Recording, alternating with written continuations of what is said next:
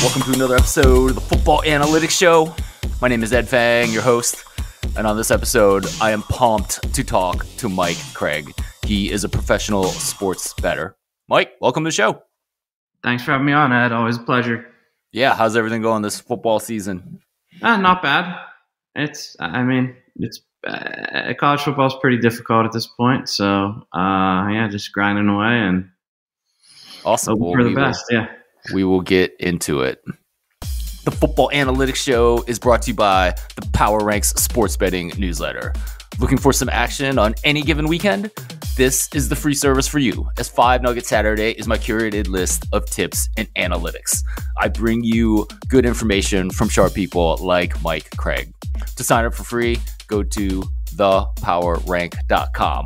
That is my site for better sports betting information through data and analytics. Once again, that's thepowerrank.com. Mike, is there a football bet that you would be willing to share with us? I've kind of shifted my overall betting pattern, I guess you'd say, to betting later in the week. So I found early this season that my opinions were changing kind of throughout the week. So I can give out. So my point is, I haven't really bet all that much yet. I've only put in like 2 or 3 bets, but I figured I'd run down a few here that I'm looking at that I'll probably end up betting. It's just a lot easier to bet Friday, Saturday also. But I figured I'd just run down a short list here of things I'm looking at for the weekend. One or two of these, one of these I've bet, and one of these I started the bet, but the others I'm still contemplating. But yeah, I'll give you a few here. So Georgia State plus 7.5. It's going to 7 against Appalachian State. I'll probably bet that when we're done recording here.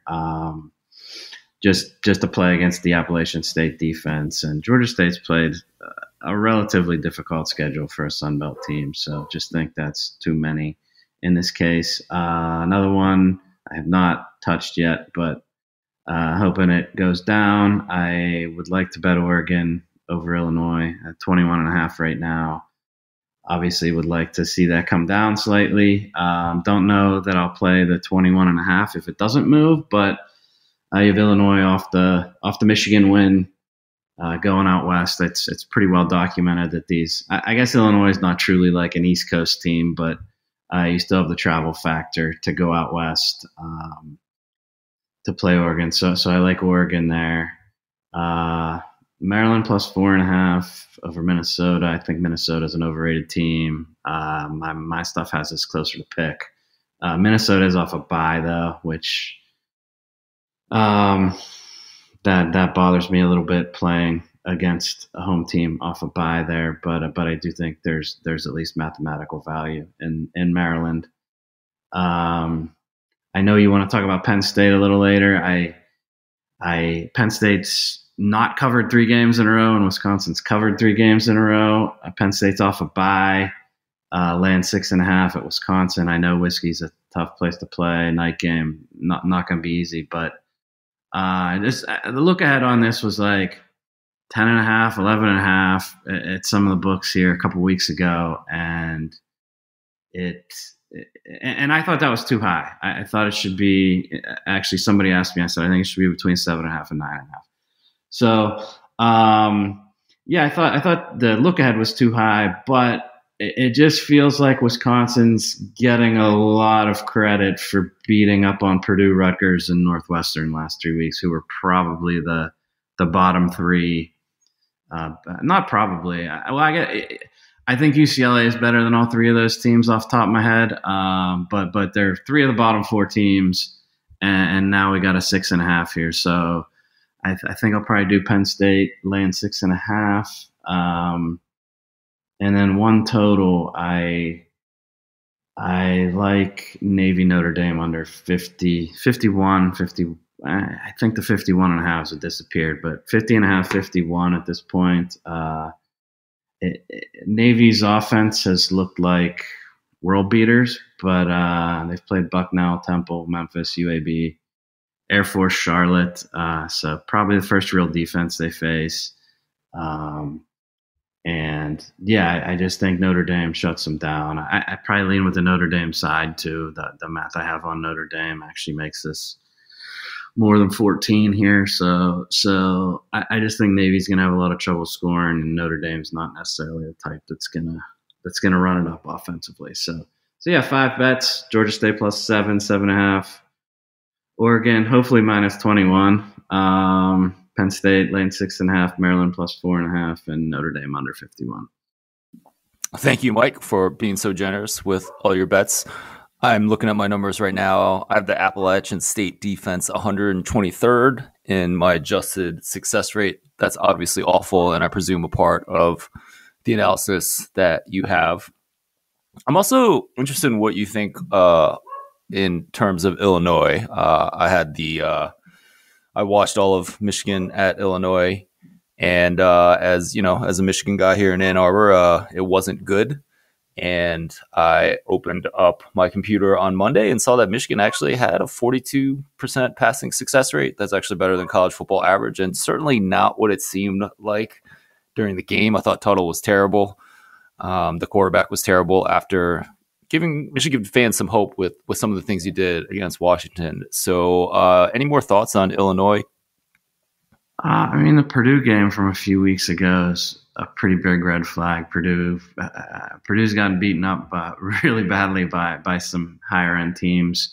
I hate to hold one game against a team too much, but it's more the travel spot and having to go out west off an emotional win, and then even off an overtime win the prior week to that. Penn State probably should have. Penn State probably should have covered against them, but maybe not box score wise, but in reality, Penn State probably should have covered that game. I'm just not. I don't think Illinois is a bad team. I'm actually a fan of the coach, probably more of a fan than most people. I just don't think. I don't think the resume is all that. I just haven't played that many really good teams, and and I'm a fan of Oregon, generally speaking. I think they had a couple poor results early season, but they won the games, but just games where they didn't perform. The run game wasn't very good, but I just think it's a spot here where Illinois has a tough time going out there and competing. I think that makes a ton of sense. In terms of Oregon, yes, obviously they had the poor results early, only beating Idaho by 10. I think a big win over Ohio State kind of makes up for some of that. And the underlying numbers on both offense and defense look good for that Oregon team. Is that what you're seeing as well? Yeah, the Ohio State game's super impressive what they did there. I think Ohio State's the best team in the country. So yeah, what they did in that game, obviously very impressive. That's probably, and that's one where I want to get line movement before I play. But I think Oregon had trouble running the ball the first few weeks of the season, but I don't know if that's fixed or not. And you hate to lay a ton of points with a team that doesn't run the ball all that well. But I think based on what we've seen the last few weeks,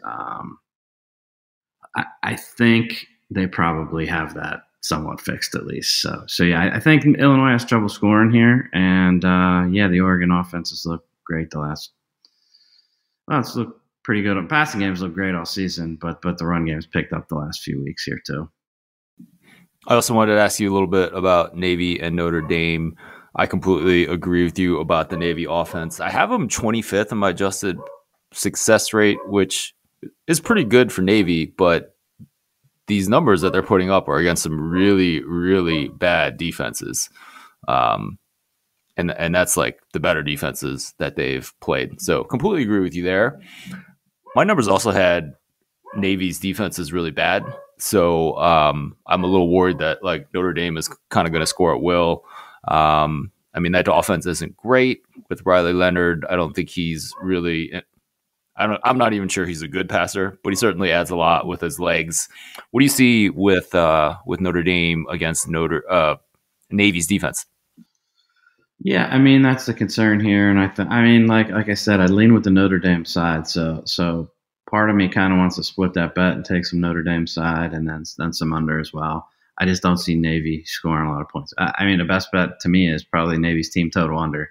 But, you're not going to get tons of money on that. So, I think, based on who they've played, I can totally understand an adjusted success rate being in the top. I guess that's in the top quarter of the country with ease. But yeah, it's just I just don't buy that based on what Navy's been in the past, and I just don't see them having a lot of success against the Notre Dame defense. I completely agree. I love Notre Dame minus 12.5. You can still grab on FanDuel right now against this Navy team. Definitely my favorite bet of the week. Betting question, Mike.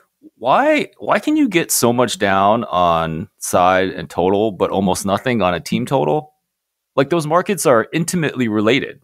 Like, a spread and a total imply a score for each team. You probably can get a decent amount down on a team total. It's also probably when you're betting into credit shops or something. It's definitely more of a red flag to be betting team totals and first half team totals than just a side or a total late in the week. So I actually think you probably can get down a decent amount on it. It's just in the places you would bet them, I don't know how welcome the action's going to be. But that's my question. Why? Right? Because I would tend to agree with that. I mean, if you're, it's tough to. The apps are all going to take big bets on that. I don't necessarily think it's like hard to bet it at those types of spots. I mean, maybe I will bet it. I haven't really thought about it till just now, but I probably will end up betting a little bit on that. I guess if you have 13 and 51, what's that implied score?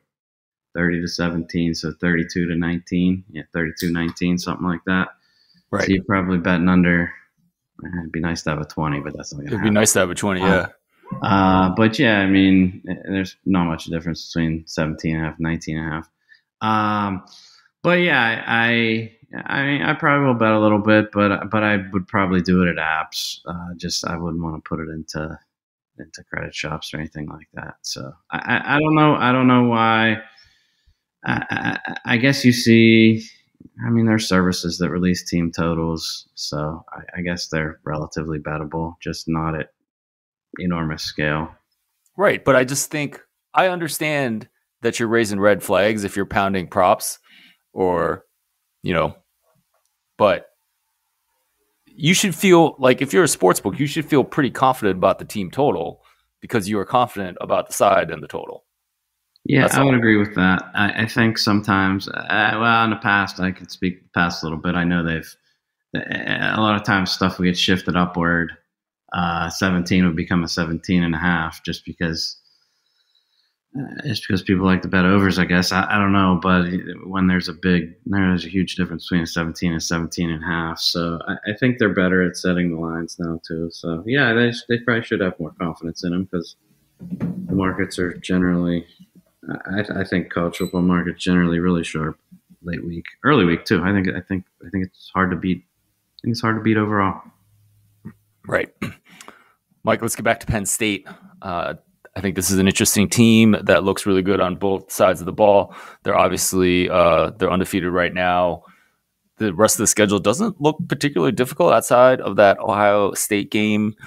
You're an alum. What do you think of this team?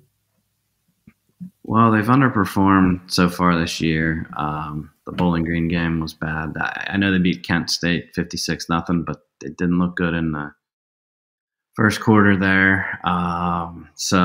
West Virginia game, they look good week one, but I don't really know what to think of West Virginia overall. I went to the Illinois game. I went to the UCLA game. The UCLA game wasn't particularly impressive, but I do think UCLA is better than they start off kind of rough. I do think they were undervalued there for a while. So I don't think that result's quite as bad as I think they closed 27 or so, and they won by 16 or something like that. I don't think that result's too bad. I think this game this weekend tells us a lot. Aller, I haven't been a big Aller fan, but I mean, physically, he's got everything. Talent-wise, got everything. But just the gameplay and the intuition and the intangibles it takes to be a good quarterback, accuracy. I didn't think for a couple of last year, I didn't think he had any of that. And this year at the beginning, I didn't think he had it, but I thought he played really, really well. I thought it was the best game I've ever seen against USC. Made some throws against UCLA. I was at that game actually. Made some throws there that were impressive. So I think this game against Wisconsin tells us a lot. They're off a bye, so it's extra time to prepare. If they come out and they're flat here, I think it's a bad sign. But if Aller continues to play like he played against USC, you and I have talked about it before. I think they're without a truly dominant team, they probably are. I mean, they finish in the 5 to 8 range every year. So, if they catch fire at the right time and get a good draw in the playoff, if they make it, they can be a team that wins it all. But they have to play better than they've played so far. And I think this game at night in Wisconsin will tell us a lot. And I'm really, really interested to see how Aller plays in this setting. That's exactly right. I mean, I don't think there's really a dominant college football team out there. Coming into the season, I really expected Georgia to be that team. They've clearly, I don't know about clearly. They haven't been that team for me. The defense had looked really bad, although they had a pretty good performance against Texas. The numbers went way up for me. And Alabama's not as good. You talked about Ohio State as probably who you think is the best team in the nation. I presume you don't see Penn State beating them. I don't. I mean, it's not like they can't beat them, but I think they'll rightfully be an underdog in that game, and I think. I mean, it's not that Penn State can't beat them. I just don't think. I don't think it's a great matchup for Penn State. I think it ends up being a lower scoring game than what it will be lined at. But yeah, I think they'll have trouble there. I think Penn State will have trouble with Ohio State. I think to your Georgia point, I mean, when you run it at the level they've run at the last 5 years, I just think it breeds complacency. And one of the things, the Florida documentary that was on Netflix, one of the things they talk about on there is we had the most talent in the world, and we ended up, I don't know what they ended up that year, but they ended up with a couple of losses, and some of the players actually talked about we just we were worried about other things, and we thought we could turn the switch on whenever we wanted, and I don't know that works. So I think Georgia's the second best team. But I have them right behind Ohio State, and it's just flip a coin to who's better. But yeah, I think with Georgia, it's just a matter of is the focus and motivation still there? Because talent wise, they're number one, right? Absolutely.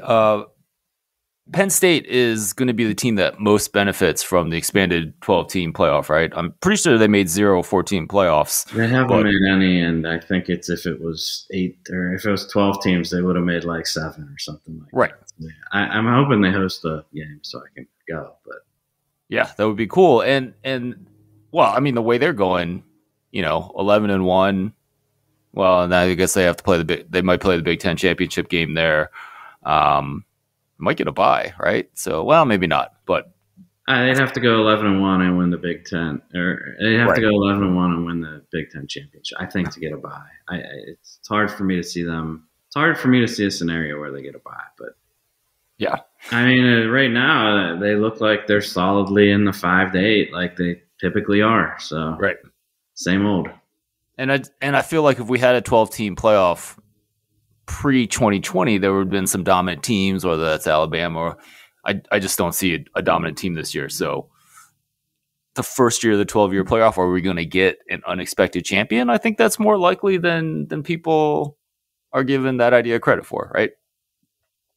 Yeah, I mean, a lot of these high-end teams, the point spread should be relatively close to. I mean, maybe not the first round because you'll have maybe you have a Boise State in there. But even Boise, I mean, you probably have them in the, I don't know. I don't even know. I don't do like too much. I didn't look where I had them in like the generic stuff I do. They're probably in the 20s, right? But so they're not going to be like an enormous underdog to a 5 through 8, I don't think. But yeah, anything can happen.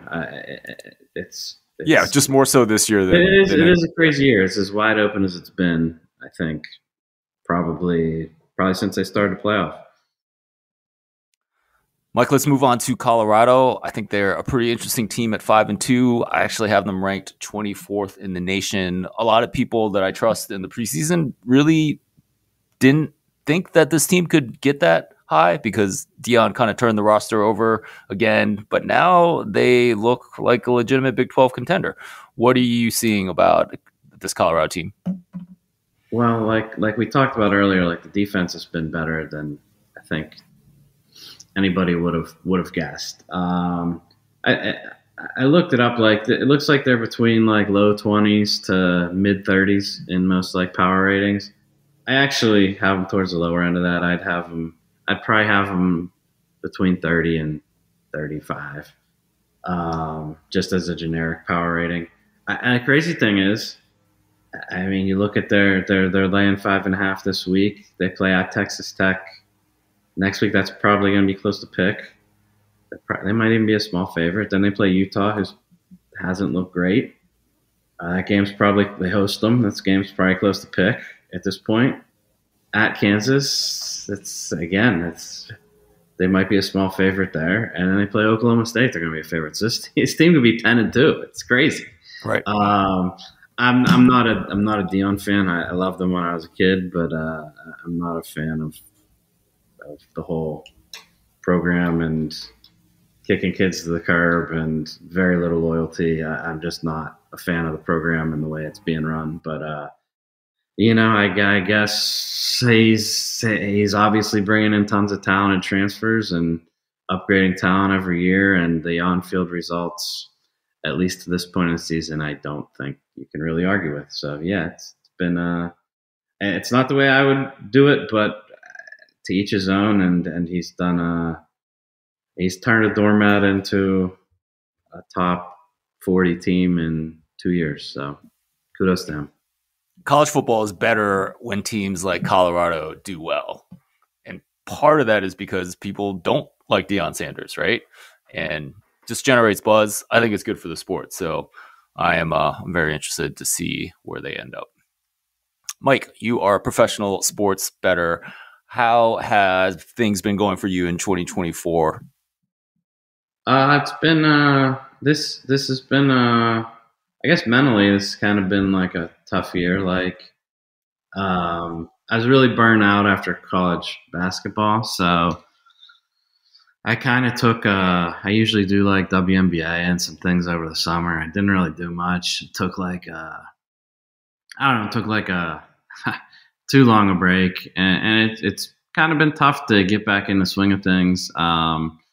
At Bet Bash, that was early August, so I kind of got back into college football prep after that. But the Bet Bash follow-ups take like I didn't even follow up with everybody from Bet Bash, which I still need. There's still people I need to talk to that I met there ahead of college basketball. But it's been when you're winning money and running hot, there's nothing better than this life. But this year's been more of a grindy year for me than it has been like a you win every single week kind of year. Obviously the win every week kind of years are funner. But yeah, it's been I guess overall a little bit tough to get back in the swing of things after having so many, after taking a few months off and really not doing much at all.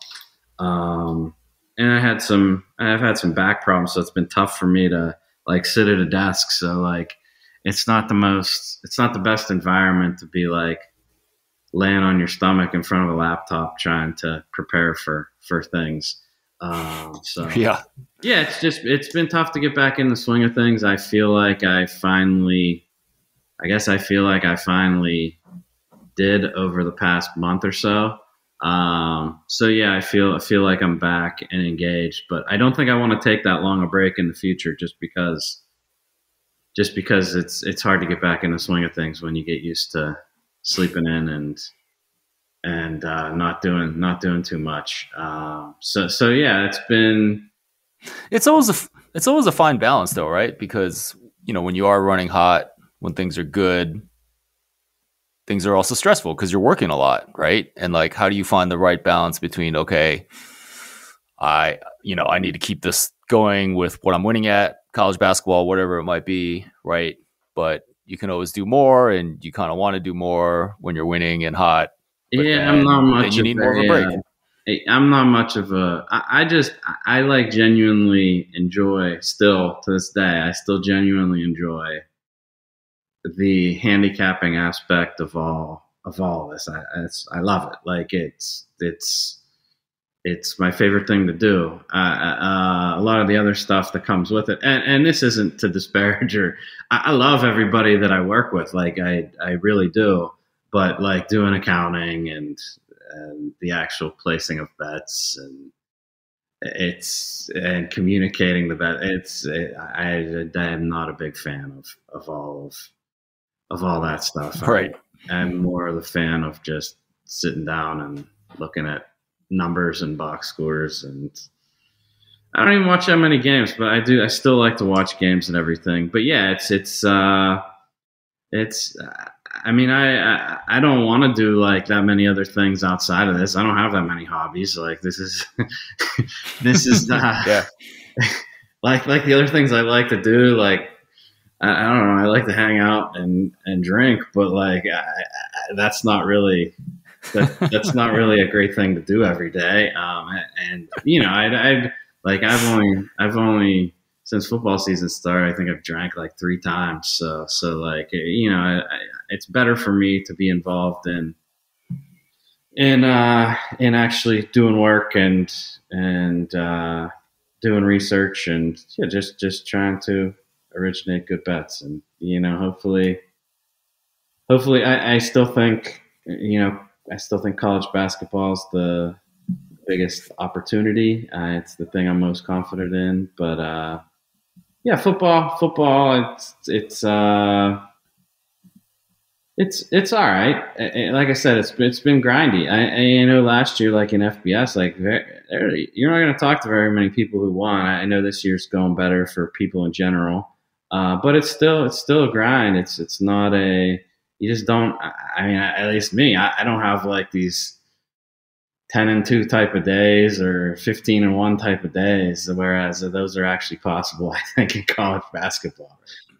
So yeah, it's like 9-7 is great on a Saturday, but it's just not. It's grindy. It's not. It's yeah, exactly. So we're a couple weeks. I can't complain overall, but and I feel like I'm back in the swing of things now. So I feel like I'm where I need to be and started in on. I like one of the reasons I usually have a few. I've been waiting till later in the week, but this week I got much more into college basketball because that season's it starts November 4th. There's like 115 games, lined games the first day of the season. So yeah, I'm through about half of it. Well, maybe not half. I'm probably through a third of those games. So I try to do like 10 or 15 games a day and call for college basketball day one. So that's taking a little time away from the football. So yeah, a little behind this week, but I feel like that's with all the transfers and everything in college hoops. I mean, you have teams that literally have a new coach and don't return 1 minute from the previous season. So it's the college basketball prep work is more than it has ever been. It's tougher than it's been in the past. That certainly does make it tough. I think Michigan is probably one of those teams with a new coach and zero. I at him last night. Yeah, returning minutes. Like, how do you even approach that? Is it quantitative? Is it qualitative? I wish I had the computer skills to be more to automate a little more. For me, it's just a lot of reading and trying to figure out how a team's style could potentially change. What do you read? What's just searching articles online and by the blue ribbon to do Google searches on different things and look at a bunch of different analytical websites. There's way more out there for college basketball than there is for college football. I mean, you have a ton of good sites. Really? Wait, so there's more? Bartorovic, Evan Mia, I don't know how you pronounce his name. CBB Analytics. I just got a subscription to that. That's got tons and tons of stuff on. So yeah, it's just. So there's more college basketball analytics sites, but not necessarily more than college football, but not necessarily more content for college basketball. I would presume. For sure. Okay. Yeah, I think that makes a lot of sense. I mean, I think college basketball kind of lends itself to more of the quantitative analysis, although kind of feels like it's a lost opportunity if there's not many more college football sites out there, right, doing this. Yeah, I think with college, I mean, there's certain games I look at and I'm like, I have no, like night one, I'm like, I have no idea because literally both teams are completely brand new. So, I like to at least see a box score or two before I jump in. And I mean, I have a sense for how I think Dusty May typically plays. I think I have a good sense for how he wants to play and how he'll play against different types of teams. But yeah, until you see, and I think Michigan potentially is underrated going into the season. So yeah, we shall see. Mike Craig, thank you so much for joining me on this episode of the Football Analytics Show. Please let people know where they can find you on the internet. I'm on Twitter, but I don't ever post anything. It's at MJC257. So anybody can message me on there. But I don't really post anything. So, but you're very good about getting back to people. Young person wants to get into the quantitative aspect of betting. You're interested in talking to those types of people. That's how we met. I do try to. If someone reaches out, and actually, like one of the things I've liked with Circles Off, Rob Zoll's podcast, I like that they've kind of shined a light onto, I guess, what you call up and comers. So there's a few people. I mean, there's people that I've after they've been on, I'll message them and say, "Good job" or whatever. I haven't done it much lately, but that's how I met Telemachus. I just kind of messaged him and said, I like your stuff. And obviously he's gone on to partner up with Rufus and do very well. But yeah, so yeah, I talked to him a lot when he was, before he went along with Rufus and joined up with Rufus. I talked to him a lot. I still talk to him. So we have a good relationship and everything. So. Yeah, I try, but yeah, I feel guilty though because from Bet Bash I had so many names that I've neglected to get back to some of the people that I wanted to get back to. So I hope to find time to do that, but yeah, it's tough at this time of year. Mike Craig, thanks again for your time. All right, thanks Ed. Thanks for having me on. You've been listening to the Football Analytics Show. My name is Ed Fang, your host.